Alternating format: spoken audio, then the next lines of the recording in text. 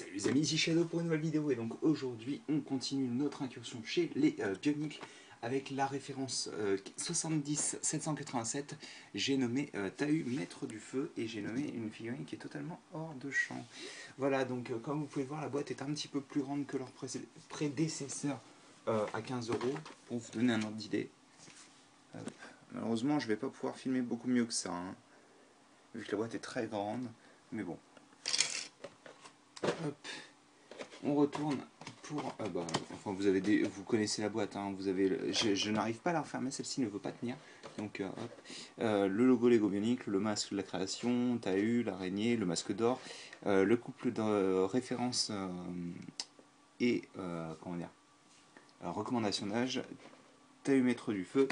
Et à l'arrière, on voit Tahu en mode adrénaline avec hop sa boîte qui veut tomber, son masque en 1-1, la BD, le combo et les différentes fonctionnalités donc, qui sont assez simples encore une fois. Et bien entendu, vous avez la BD en bas qu'on va retrouver directement sur le mode d'emploi. Mode d'emploi que voilà, je vais me rapprocher un petit peu. Et donc voici pour le mode d'emploi. Donc même image, vous avez la bande dessinée qui est ici. Vous avez 29 étapes pour le construire, donc un petit peu plus que les toits normaux. Vous avez votre combo qui est affiché sur l'avant-dernière page et l'image avec donc les 6 toits et la gagne. Donc au niveau des nouvelles pièces, Tahu c'est pas forcément celui qui en a le plus, étant donné que la plupart c'est des trucs qu'on a déjà vu autre part en fait, hein, et autre part je veux dire dans l'année 2014 par exemple. Mais dans l'idée par exemple, forcément on va avoir la structure mécanique, comme moi j'aime à l'appeler. Voilà, donc cette pièce assez classique, enfin qui va devenir assez classique je pense. On va retrouver aussi la tête, mais cette fois-ci avec des yeux de couleur bleue. Donc pas mes préférés je pense, mais bon, ça permet de différencier Tahu des autres personnages, donc bon, c'est une chose déjà. Hop, je vais raccrocher tout de suite des aérosquelettes. Vous retrouverez aussi, d'ailleurs peut-être que je les détache toutes, mais c'est pas grave. Hop.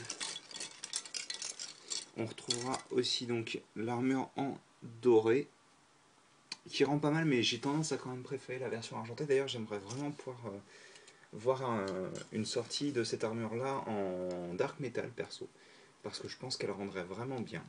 Donc bon, ce serait plutôt pas mal. Ensuite, on a donc l'arme de Tahu, qui est une grande lame comme ceci, comme vous pouvez le retrouver, qui ressemble un petit peu à celle de Lycan si on regarde bien. J'ai pas l'arme de Lycan là dans les mains pour pouvoir vous faire de comparaison, mais en tous les cas, elles font à peu près la même taille les deux. Voilà. On va retrouver aussi, bon, bien entendu, la sempiternelle patte d'araignée, hein, toujours la même, toujours 4. D'ailleurs, je vais les regrouper ensemble.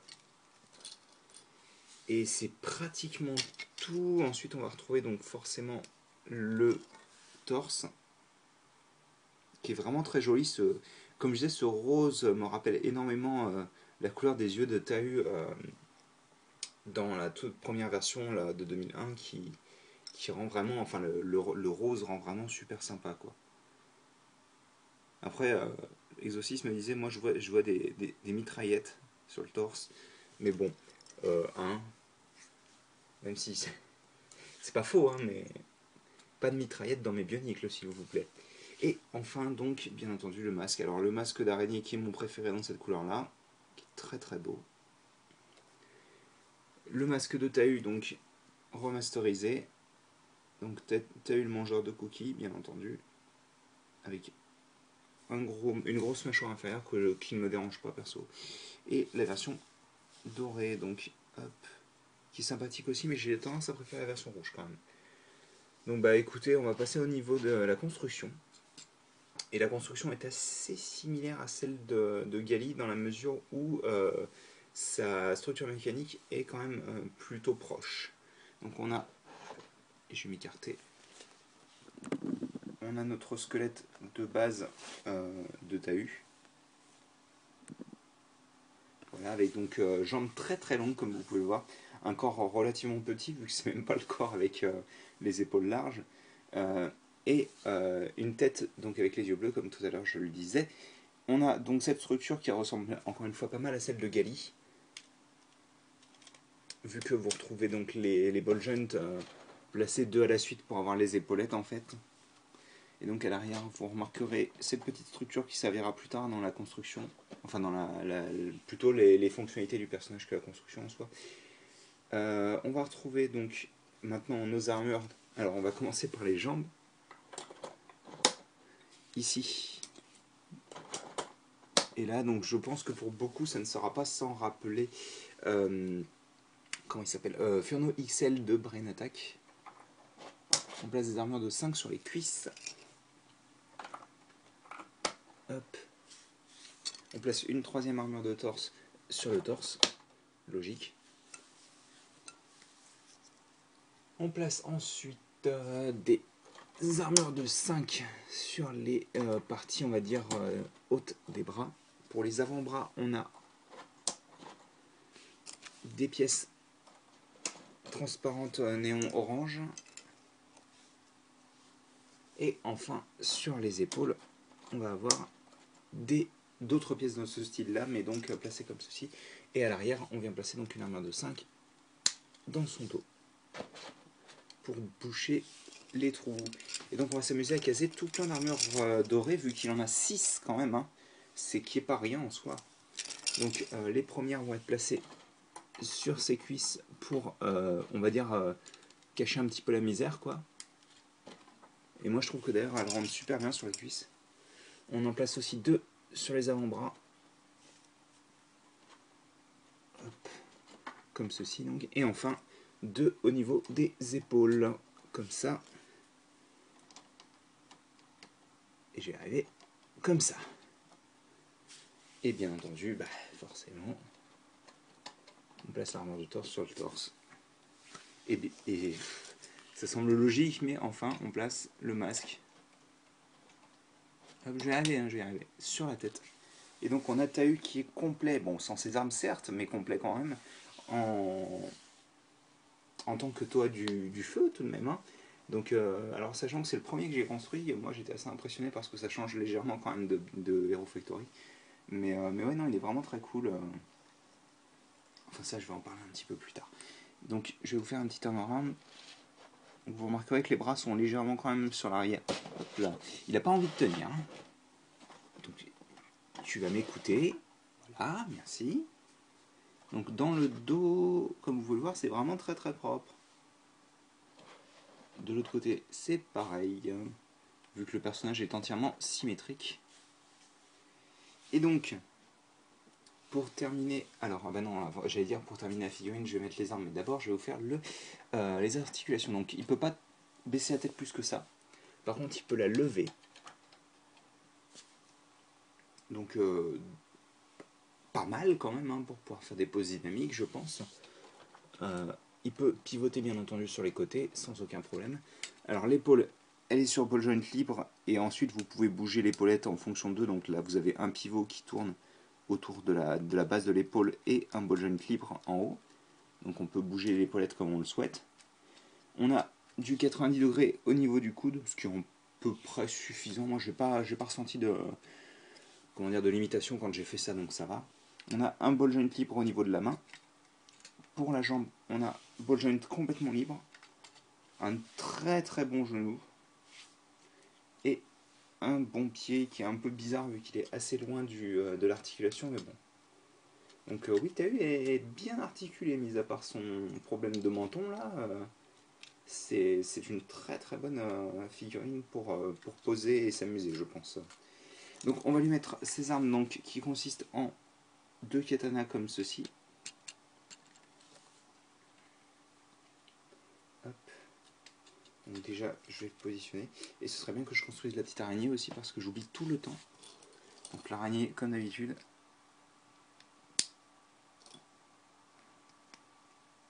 Mais j'oublie mais constamment, ça c'est un truc de fou. Hein.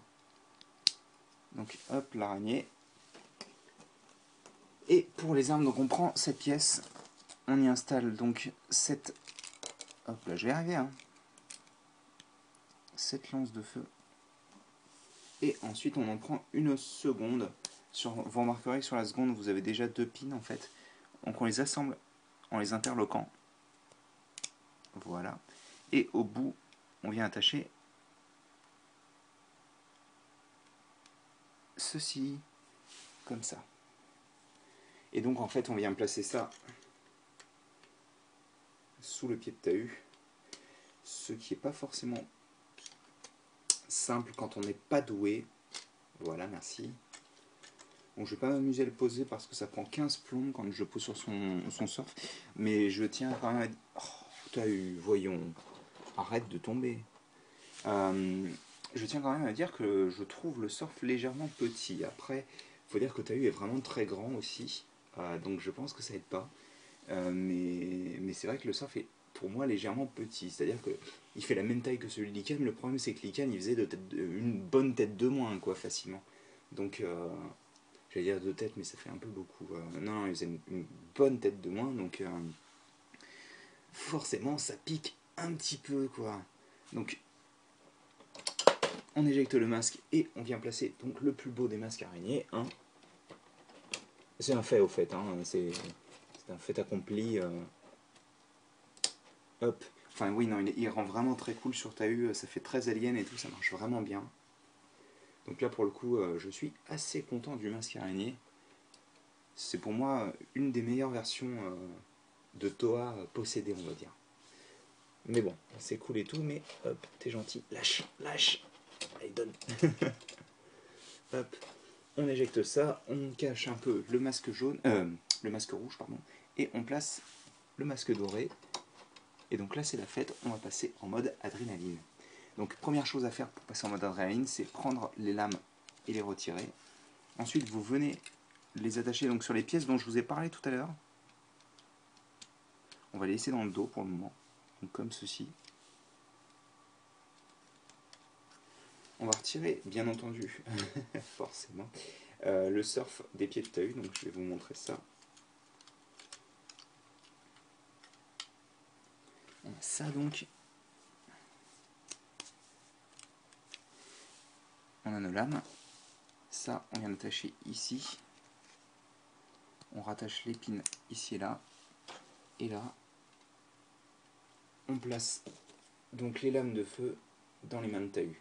Mais ce n'est pas tout, vu que on va aussi placer, alors ça va être problématique pour le cadrage, mais bon, on va voir ce qu'on peut faire. On peut placer aussi donc ces lames vers le haut, ce qui lui donne quand même un aspect vraiment très sympathique. Bon écoutez, je pense que ça dépassera du décor, mais c'est pas grave. Il est vraiment très très cool avec ses lames dans le dos comme ça. Après j'ai tendance à préférer le masque rouge encore une fois, mais franchement entre les deux grosses lames dans ses mains qui rendent un aspect vraiment très très cool entre on va dire à mi-chemin entre Likan et Tahunuva. C'est vraiment très sympa quoi. Et ça marche, enfin, moi je trouve que ça marche vraiment du tonnerre. C'est mon mode préféré très clairement pour Tahu. Donc hop, je vais lui mettre une pause. Je vais lui remettre son masque rouge parce qu'il est quand même plus cool avec son masque rouge je trouve.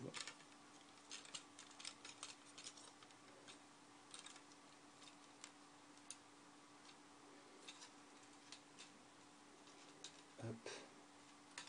Alors bien sûr forcément si les beaux jeunes décident de se déloger, on va pas être copains quoi.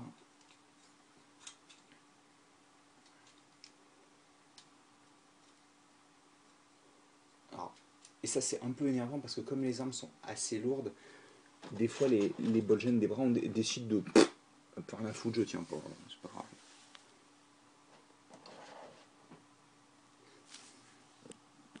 La pose rend bien, donc ça c'est cool déjà.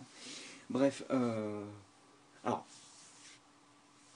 parmi les toits que j'ai construits dès le début, c'était Tahu, Onua et Kopaka. Vu que c'est ceux qui ont été envoyés d'abord à Benefix, je dois dire que Onua était mon préféré.